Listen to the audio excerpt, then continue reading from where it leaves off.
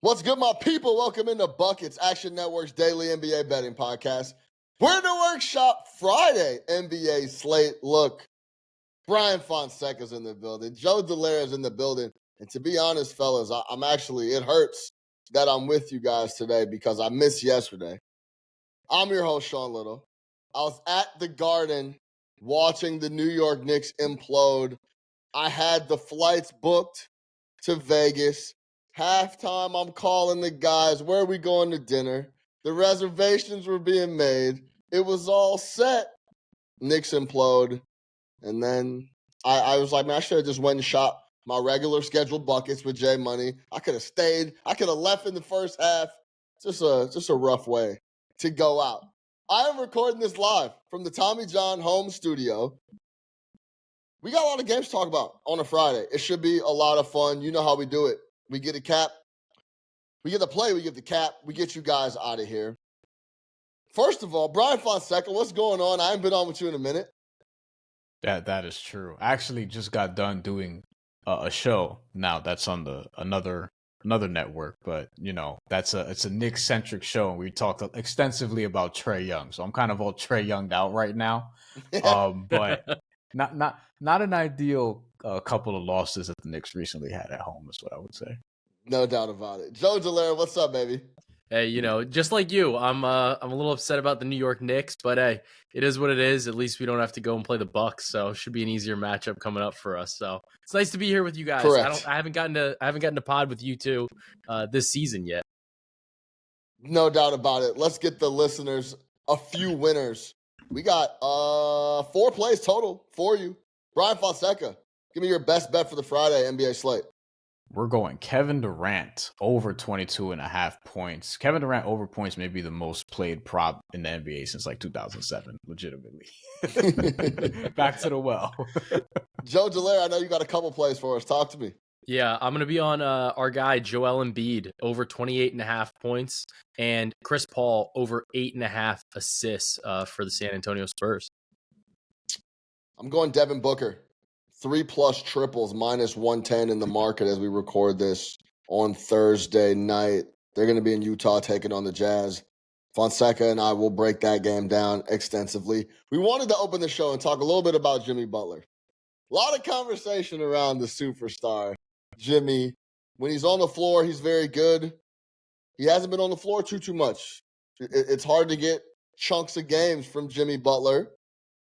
He's known more right now for this instance for his hair color and what color his braids are going to be than what he's been doing on the floor. But it's a very sensitive time period for Jimmy. He wasn't able to get that ring right now as it stands in Miami. He pushed him to the brink a few times. It's clear Pat Riley's like, hey, the money you're looking for, I'm not sure it's coming from my pocket. Maybe it's time for you to go. Fonseca, you're close to it. How you feel about Jimmy, the situation? Shams Charania gets called out by Bernie Lee, Jimmy Butler's agent, essentially saying Shams doesn't know what he's talking about. Stop. Take my name out your mouth. I didn't say any of that. Shams then comes out on the biggest network on the planet, ESPN, and says, I stand by everything I said. It's actually vetted. It's 100% confirmed. And then Jimmy Butler comes out with orange braids to top it all off. Fonseca, what are your thoughts?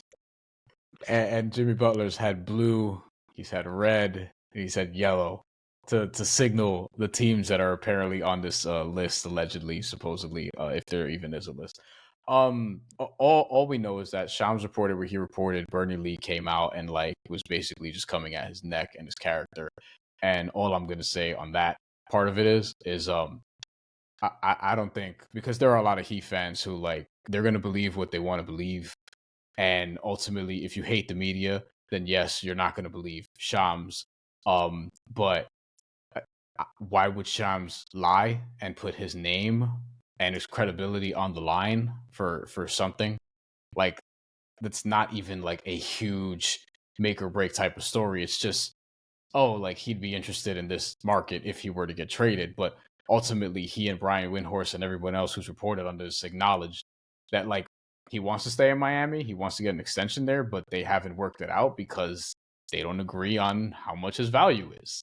He wants this much, and the Heat are kind of like, let's play this out and see where it is. So this is why we have the trade rumors, and this is why it was easy to see coming that we get here, because as long as he doesn't have a contract extension, this is going to be the noise. So the Heat, probably like any other team, any other billion-dollar business organization, whatever, want to control the messaging, I'm sure, but like people are going to be able to take it and run with it because he doesn't have a contract extension, and there are teams that he would probably make sense on. Now we can go one by one as to which team would make sense or less sense or whatever, because like personally, I don't think Dallas or Phoenix make a ton of sense here because they don't have much to offer. But I also don't think if you're Miami, you're getting a haul for Jimmy Butler at this point. I think the time to sell was probably before the season. I think it's either you get a little bit or you get nothing, and maybe there's a sign and trade conversation to have for the offseason. But sign and trades are never equal, like almost ever equal. So I kind of think it's like either you continue this or you don't. You know, this is kind of where we are at this point. Yeah, Joe, and the interesting thing about the news breaking business is it's just a murky business. Yeah. Like, let's just call it what it is. It's murky. And if you read the tweet, exactly what Sham said, he said, I've heard Bernie Lee say this from league circles. He didn't say that he heard it directly from Jimmy Butler's agent. He said people in league circles have heard this rhetoric in these places. That's what Sham said, and that's what a lot of these breaking stories that don't have any real legs, it's just a bunch of people chatting. If you ever go to like any big NBA or NFL event, especially in the offseason, this is all that's happening. Yes. The NFL Combine, this is all people are doing is just chatting and giving opinions. And then we're kind of packaged it up as fans. Sometimes we're a part of it being in the media, but other times as we're consumers just like everyone else. And everyone thinks there's like this huge meeting and this huge sit down, and it's literally like a couple guys eating shrimp cocktail talking about where they think he could land. Right. And then it gets reported as league circles and front office folks and all this other stuff happens, right? So always take all that stuff with a grain of salt. What are your thoughts on the entire situation? And Joe, I'm interested to hear, before we get into these plays, where are you at with Jimmy Butler's value, period? Yeah, should teams be clamoring to go get Jimmy? I think the issue with Jimmy is, number one, like let's talk about the rumors first, right? I think that, like you said, a lot of it's content. Like people are looking for content. We're in December of the league year. The NBA did not get the Golden State Warriors or the New York Knicks. So, like, they got the Oklahoma City Thunder, who are amazing. They got Giannis in the NBA Cup, but they didn't get like some of those marquee franchises that I think they thought they were going to get to maybe kind of boost some of that. So what happens? We get a Jimmy Butler rumor. So let's let's talking about it a little bit more. So I do think that some of it could be from like a content perspective. It's like, like let's see if there's any like traction here. Let's get the ball rolling, because we're about to hit that like the floodgates kind of start opening soon with players that can get traded that signed a variety of different contracts in the offseason, right? So that, I think that's December 15th. So it's a couple more days, right? So there's that. From Jimmy's value perspective, I think Jimmy's still really good. I guess that's kind of underselling it, and maybe to a degree. But the biggest thing with Jimmy is what's his availability. How healthy is he going to be? Because that's been something that's he's run into an issue with, and it creates like quite like I think an interesting dilemma for a lot of contending teams, because the teams that are willing to probably go and get Jimmy Butler at this stage in his career at that dollar amount, right? They'd have to give up some like real pieces that are helping the team probably win. So if you make that trade, number one, it better fucking work. And then number two, he better be healthy, because if he's not healthy, you're cooked. Like, you're absolutely cooked. And Jimmy's style of basketball, he doesn't really shoot the three ball. He's pretty ball dominant. And he does provide, like, he stuffs the stat sheet, and the defense, whenever he's actually trying, like, which is really in like the postseason or in some of these must-win games, is still top notch.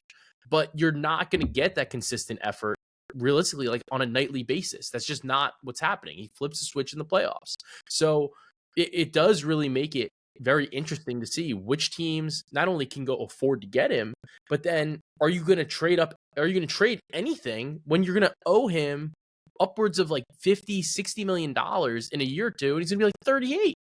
So we've seen how this goes, especially these players that have really tried, and like they're physical players, their bodies take a huge toll. They do not age well. Like the exceptions really have been LeBron and Chris Paul. And Chris Paul is not a super physical player. So like for Jimmy, this is really, really tough. And I don't know if there's really going to be a market with the way the new CBA is, because they're almost half the league, if not more. I think 2/3 of the league is like hard capped. So there's really not a lot of options for a lot of teams in order to go and get Jimmy Butler. So I think that it's possible that Pat Riley and the Heat are just like, whatever, like we're just going to run it back one more time. If it works, it works. If it doesn't work, then maybe see you later. Yeah, I think it's interesting. We could talk about this all day long. Part of me believes that if Jimmy does go somewhere else, he actually might hook up a team. Well, first of all, to get out of the situation, kind of depends on how big of a stink he actually wants to make. Like, we could do the whole let's make a massive fuss and just they'll get me out of here for crumbs because I'm getting ready to burn the locker room down. So they got to get me out of here. But we know that's always an option. But Jimmy's style would be like, okay, you guys don't want to pay me. And if you guys don't find somewhere for me to go, I'll just opt in to this 55 next year and just make everyone's life suck because that number's too big. Or I think he would work with another team if he felt like it was a really good situation on the number. I think that's where it would get really interesting with Jimmy Butler. But we can talk about this all day long. Let's get to the money. Bryan Fonseca, I'm coming to you first. Let's talk about Durant over points. Coming back into the fold, and you're going right to him to put the ball in the hole quite a bit. Why? He's playing Utah, and he just destroys Utah. Like, this is just really what it comes down to. I think the last game that he got under 22.5 points, because we're going over. Last game we got under 22.5 points against Utah was 2018. He was in Golden State, so that was a couple teams ago at this point. Now, I mean, totally different. Like, there's been different versions of Utah. There's been different versions of the teams Durant's been on. But ultimately, Utah is a team that, I mean, not even that they're not even trying like that, but it's one of the worst defenses in the NBA and will continue to be so all season long. Kevin Durant, potential future teammate of Jimmy Butler, if you listen to the rumors, hasn't gotten over 22.5 points over his last couple games, but in one of them, he was right there at 21, shot 7 for 20, very uncharacteristic. He ain't going to do that often if you look throughout the course of this season or his career. And the other game, he got hurt. So he was under that, and he was 5 for 8, and that was against the Spurs. And honestly, he was on his way to an over because he was 5 for 8. He had 13 points in 16 minutes and then obviously hurt. And he's listed, seems like he's going to play. So let's also like put that out there because, like, I mean, I guess it's not a definite nothing's a certainty in today's NBA. But over the course of the year, like, he's kind of just cruised over this number. We're talking about 13 appearances. He's gotten 23 plus in 9 of them. And it feels like a game where against Utah, he's just kind of like going to look for his rhythm and maybe he gets it right away because he's going to be able to get any shot he wants against this team in particular. And the last time we saw him miss several games, he came back on November 26th from an absence. That was a 7-game absence. He got right to it, had 23 points against the Lakers, better defense than Utah. And he shot 7 of 19 in that game. So I just think this is kind of like a buy low returning spot. Like, I targeted this with like a Tyrese Maxey not that long ago when we did buckets, and his was stupid. It was like 14.5 and he got to 20 something like very easily. Like, that was ridiculous. I don't know if Kevin Durant's going to cruise to it through that, but like, when in doubt and you're just looking for a play, since 2007, Kevin Durant over points is always a reasonable place to go to. It just is, especially in a matchup like this one. One thing before I kick it to you, Joe Dellera, Durant isn't into the minutes restrictions and all that. If I'm available, and I'm going to be ready to play. So he's going to wait and not play until he's fully ready to go. I think that's exactly what you're going to see here in Utah. Joe, what do you think of Durant and some buckets? Dude, Durant, I was surprised because I was looking for that type of minutes restriction, and it just really hasn't been there for him. Like when he's come back from injury this year, it's just, all right, you're ready, go play. So to me, like, I think Brian's cap is great. The floor for Durant is just always so high because he's just so efficient. He's just ruthlessly efficient. And without, Lauri Markkanen, I think, is on the report. He might not play. So that kind of creates a little bit of value there just because he's a bigger body. He's a little bit more of somebody that Durant would probably have to defend because they're a little bit more energy on. So it might make the matchup even a little bit easier for Kevin Durant. So I think the biggest issue is maybe we have to worry about a blowout. But even then, I feel like when these guys come back from injury, they like still don't care as much about the blowout. They're like, you know what? Like, we want to get you up to speed. Like, you got to get your reps in. Like, you're going to play your minutes. So it's one of those times where the blowout almost doesn't bother me as much because you're saying, he's back from injury.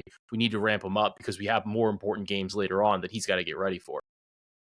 Also, the line is 7. It's not like there's another line here that's crazy. I'm trying to look for it, but like it's 7. It might not be a blowout. It might be again, and it's 7, and they're in Utah. Like there's some it's not like there at play, whatever. It's not like Wizards Cavs tomorrow. That's the one. That's the one. That's the one.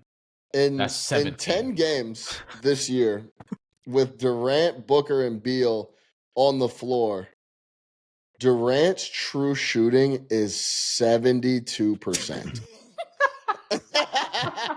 That is unbelievable. It's outrageous. So when we talk about ruthlessly efficient, that is the best way to put it. He is just a professional scorer. The best pure scorer we may have ever seen. He's just unbelievable when it comes to that. So this is all, as Fonseca laid out, this is always going to be a spot where he's cashing it or it's extremely competitive against a poor defense like Utah, which I'll talk more about here in a second when I get back to Booker. I have no qualms with this Kevin Durant play. Betting on Kevin Durant to score points is always a good option. Joe Dellera, you got a few for us. You're going with CP3. Talk me through that one first. All right, so I like the spot for Chris Paul. A lot of this has to do with this particular matchup anyway, but the biggest thing to me is that Stephon Castle, who's been tremendous so far as a rookie, on the injury report, he's not going to be playing.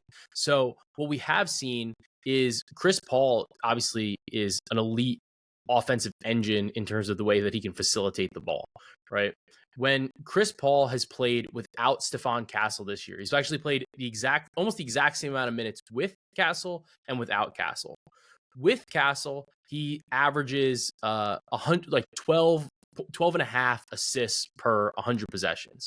Without Castle, he's averaging 16.4 assists per 100 possessions without Castle. So it's about a 4 assist difference. Now we're getting the Portland Trailblazers, who are just absolutely garbage defensively, and the whole Spurs team is very rested. I think it's going to be a great opportunity. Victor's probably going to have some pretty fresh legs. He's going to want the ball, and the one thing that Chris Paul does is he just goes, all right, sure, you can have the ball. And that results in a lot of assists, honestly. So the fact that Castle's not there, absorbing a lot of that usage, absorbing a lot of those assist opportunities, this is a really good spot for Chris Paul to really go over this line. He's gone over this in 15 of 24 games as it is, and he's averaging 8.5 assists. I think that we're going to see a pretty significant uptick in this matchup against the Portland Trailblazers. So I like the 8.5. It's about like -130, -140. Doesn't bother me in the slightest to go to 10 either. If you want like a plus money play, I think that either is absolutely fine in this particular matchup. Fonseca, any thoughts? Portland allows the 6th most assists per game. Well, no, per 100 possessions in the NBA this season, 28. To also like just put that on that. Chris Paul has really come, like, this is also probably a double-double spot for him. I feel like any any assist spot for Chris Paul could be a double-double spot too. He's gotten some of those this year as well. Yeah. And you could usually find some pretty decent value on that. And I mean, speaking of bad defenses, I mean, Portland, not exactly gonna offer like a ton of resistance here. I think they're not like at the bottom. They're like 22nd in defense right now. But I mean, you don't necessarily expect the on-ball pressure to get to Chris Paul and make him crumble. So I like this play a lot. And the other thing is too, the key for me, I would say the Go center ahead, JD. position. The center position. Aiton's on the report. Robert Williams is on the report. Duop Reith's on the report. Donovan Klingen's on the report. Right? Every center is on the report for the Portland Trailblazers. So Victor could just absolutely eat, and that's just Chris Paul to Victor. That's easy. Yeah, I agree. And to talk about the double-double piece that Fonseca laid out, with Castle being off the floor, Chris Paul's been vocal all year about how impressed he is with Castle. Almost sees him as a guy he's trying to bring along. Like, he and Victor don't play the same position, right? And Victor's the superstar. I didn't get to him. But I think there's a little bit of that. I see myself in this Stephon Castle kid. Like, this guy's got it. And that is partly that indirectly or subconsciously or consciously that he seems willing to defer to Castle because he thinks he can actually play. With him being off the floor, it's one less guy to defer to. That's why I do also like that double-double shout. So, I like that spot. I just checked. He has 9 of them this season, it looks like. So, I mean, 9 in 24 games. It's not bad. Nothing. So no, it's not bad at all. If you could find a pretty like tantalizing number on that, like maybe worth a little sprinkle. Yeah, when I was shopping before, I saw like some 3-1, but I didn't go fully into it because I wasn't totally looking for that play. But let's get to the most polarizing guy in the NBA. Joel Embiid came back to a nice, soft Chicago Bulls team that was never going to show any resistance whatsoever. He puts up 31 in the return. He's not on the report as we record this. Not questionable, not probable. He's ready to go. Joel Dellera. Joe Dellera is going right to him on the prop. Talk to me about why you see the big fella pushing that 30-point mark. All right, ready? So Joel Embiid's upcoming schedule. We've got the Indiana Pacers. He's gonna play them. He's got the Hornets twice. Probably gonna play them.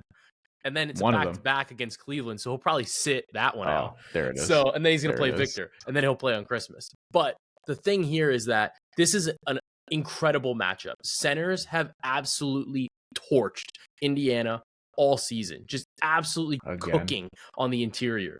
And Joel Embiid takes that. Whenever he gets those really soft matchups, he obliterates them.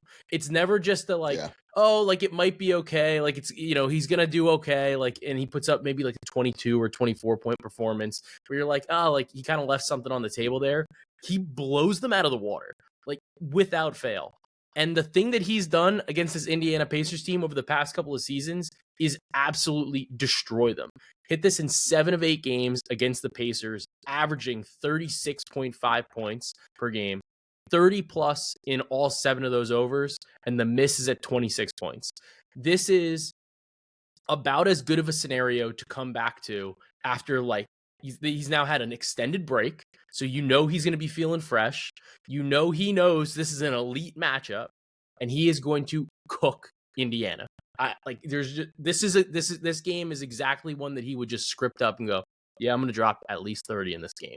So 28.5, you get it minus 104 on FanDuel right now, and I'm all over it. If it jumps up to 29.5, sure, sign me up too.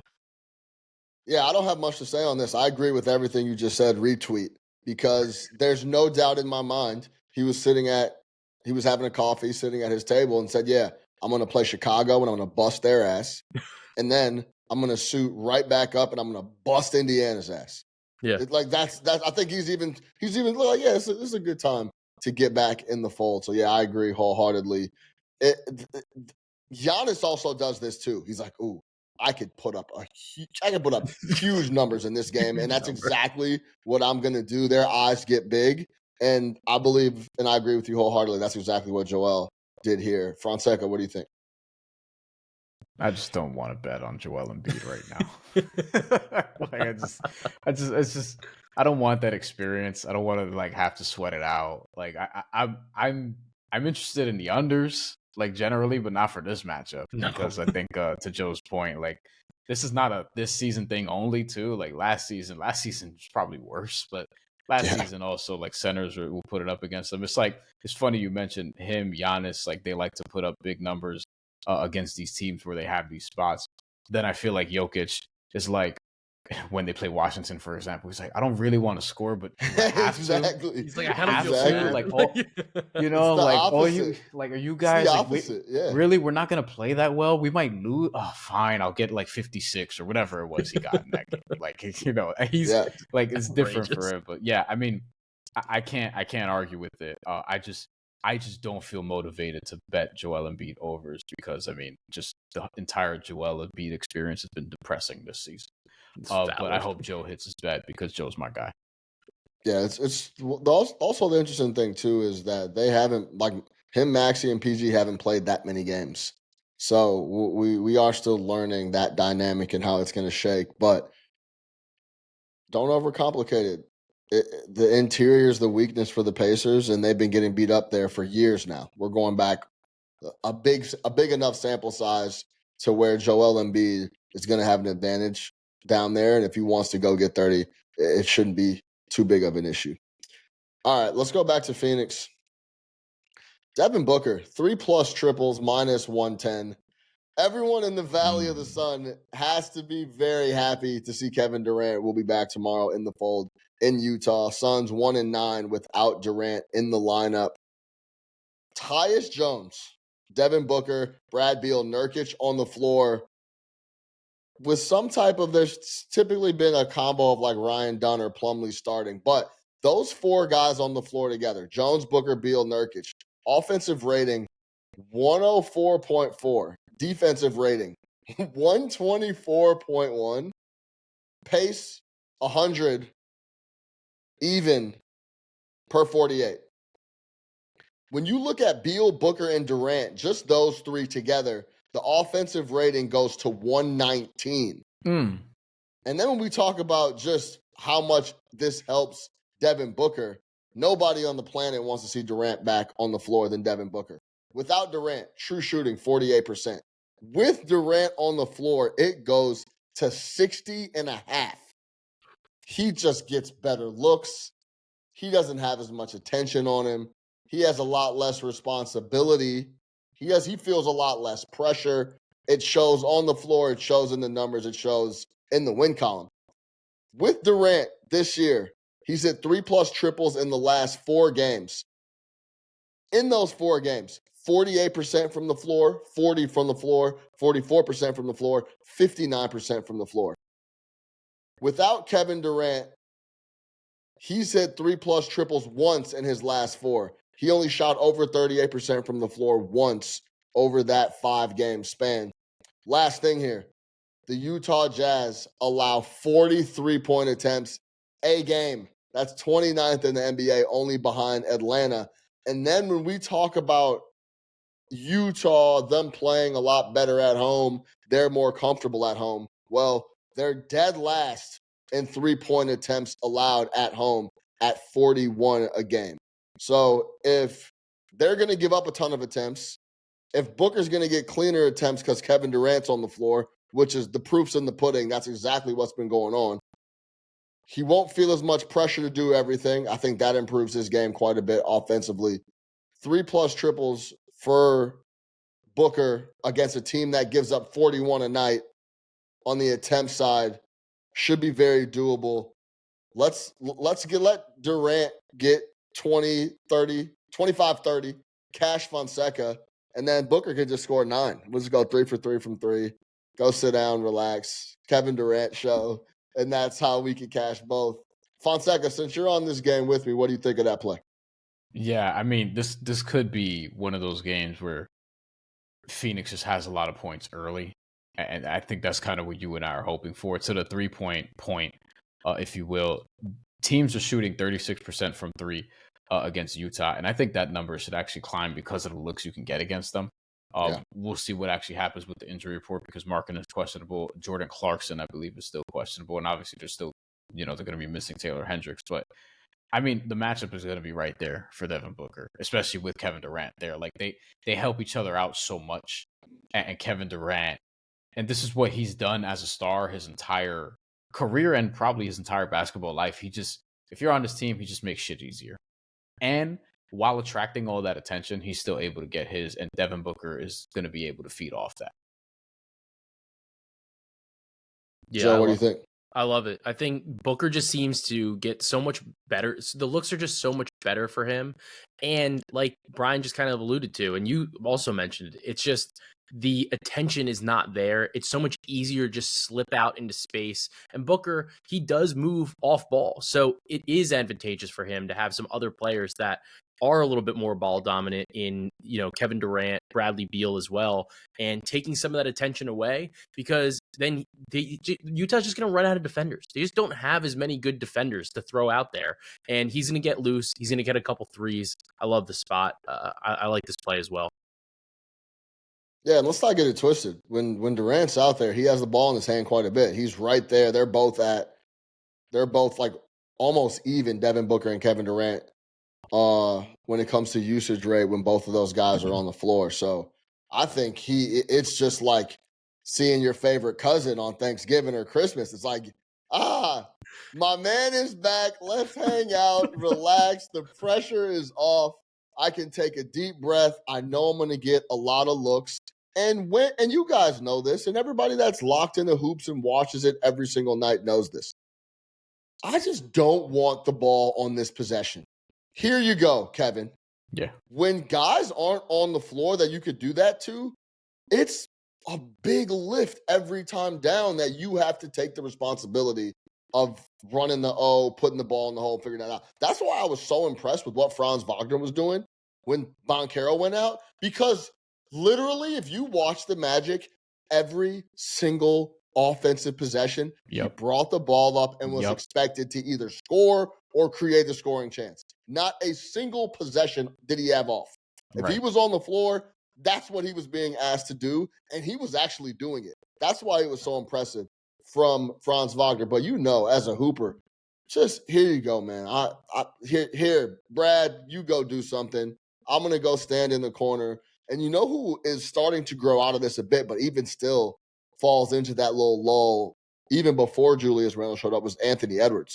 He'd just be like, here, man, I'm going to take this possession off. He'd take 2-3 possessions off in a row. Like, hey, guys, you guys go do your thing, and I'll come back here in like 2 or 3 possessions, and I'll get a shot up.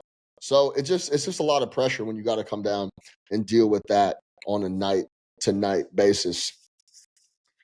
JD, Bryan Fonseca, always a pleasure. Great to be back on the mic with you guys. Don't forget, go download the Action Network app as soon as possible. Go subscribe to the Action Network podcast. Go follow the fellas on Twitter. Type in Bryan Fonseca. Type in Joe Dellera. Type in Sean Little. Everything you need will jump up. To recap, Joe Dellera is on CP3 over 8.5 assists. Doesn't mind if it touches 10 for a little plus money as well. Joel Embiid over 28.5 points. Fonseca is on KD over 22.5. I am on Devin Booker 3+ triples -110 in the market. For Bryan Fonseca, for Joe Dellera, I am your host, Sean Little. Until next time, enjoy the weekend and get buckets, baby.